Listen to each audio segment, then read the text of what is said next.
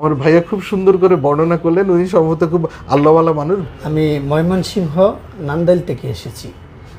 আমার একটি পলিপ আজ থেকে প্রায় 2 মাস আগে স্যারের কোলোনোস্কোপির মাধ্যমে শনাক্ত হয়েছিল।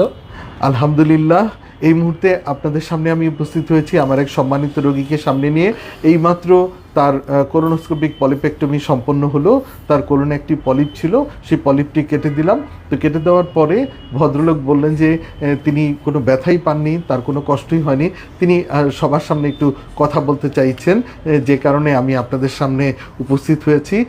তার আগে বলে নিই, আমি যেহেতু লাইভে আগে ঠিক করেছিলাম আগেই লাইভে আসবো না, এই জন্য আর ভিডিও করিনি, এমনি তার পলিপেক্টমিটি করেছি। আমি একটু পলিপেক্টমি স্থির চিত্রগুলো আপনাদেরকে দেখাই, তারপর আমার সম্মানিত রোগীর মনের কথাগুলো শুনবো। তো ওনার পলিপটি ছিল কোলনে 20 সেন্টিমিটার ফ্রম অ্যানাল ভার্জ, অর্থাৎ পায়ুপথ থেকে 20 সেন্টিমিটার ভিতরের দিকে এরকম একটি পলিপ ছিল।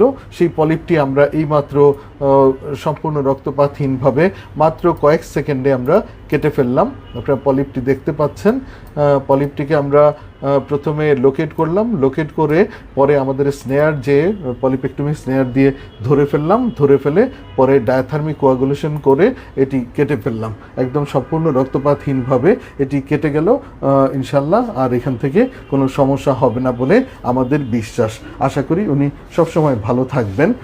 তো পলিপের চিত্রটি দেখলেন। এই মুহূর্তে আমাদের সম্মানিত রোগীর কাছ থেকে আমরা জানবো তিনি কোন পরিপ্রেক্ষিতে তার পলিপটি ধরা পড়েছিল এবং আজকে যখন কেটে দিলাম তার কেমন লাগলো, তার অনুভূতিটা শুনবো।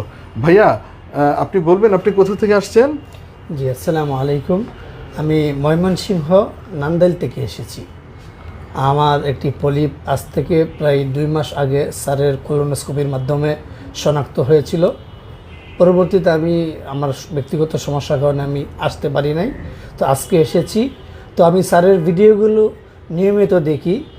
আমি স্যার সবসময় বলে থাকেন যে পলিপ অপসারণের সময় পিঁপড়া কামড়ের মতন একটু ব্যথা অনুভব হতে পারে। তো সেই পিঁপড়া কামড়ের মতন ব্যথা অনুভব করার জন্য আমি নিজ থেকে প্রস্তুতি নিচ্ছিলাম, কিন্তু আমি সেই পিঁপড়া কামড়ের মতন ব্যথাটিও আমি অনুভব করতে পারিনি। স্যার হঠাৎ করে বললেন, ঠিক আছে, এই মেশিনটা বের করে ফেলো। তখন আমি উপরের দিকে চেয়ে দেখি আমার কাজটা সম্পন্ন হয়ে গেছে। আমি স্যারের জন্য দোয়া করি, এত ব্যথাহীনভাবে রক্তপাতহীনভাবে এইভাবে যে আমার অপারেশনটা সাকসেস হলো, সেজন্য আমি স্যারের জন্য আল্লাহ তাআলার কাছে দোয়া করি, বারাকাল্লাহু ফি হায়াতি, আল্লাহ পাক স্যারের জীবনে মঙ্গল দান করুক। আসসালামু আলাইকুম। ওয়ালাইকুম আসসালাম। আমার ভাইয়া খুব সুন্দর করে বর্ণনা করলেন, উনি সম্ভবত খুব আল্লাহওয়ালা মানুষ। ভাইয়া, আপনি কি করেন? আমি এক মাদ্রাসায় পড়াই। আপনি শিক্ষক? শিক্ষক। ও আচ্ছা, অনেক সুন্দর, ওনার উচ্চারণ খুব সুন্দর।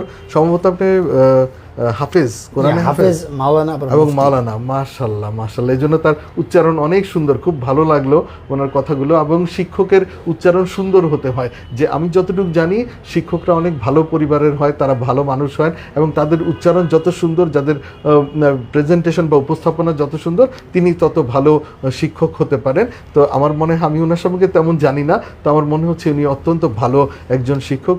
খুব সুন্দরভাবে তিনি তার মনের কথাগুলো আমাদের সামনে উপস্থাপন করলেন।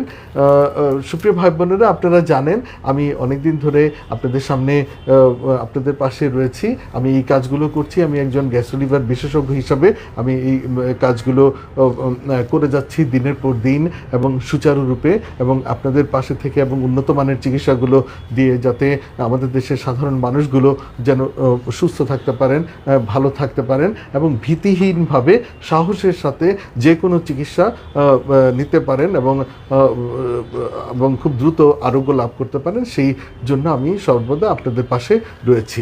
তো আজকে আপনাদের সবার কাছে আমার এই শ্রদ্ধেয় রোগীর জন্য আপনাদের কাছে দোয়া চাচ্ছি, তিনি যেন সুস্থতা লাভ করেন এবং স্বাভাবিক কর্মজীবনে ফিরে যেতে পারেন, এবং একই সাথে আমার জন্য দোয়া করবেন, আমি যেন চিরকাল আপনাদের পাশে এইভাবেই থাকতে পারি।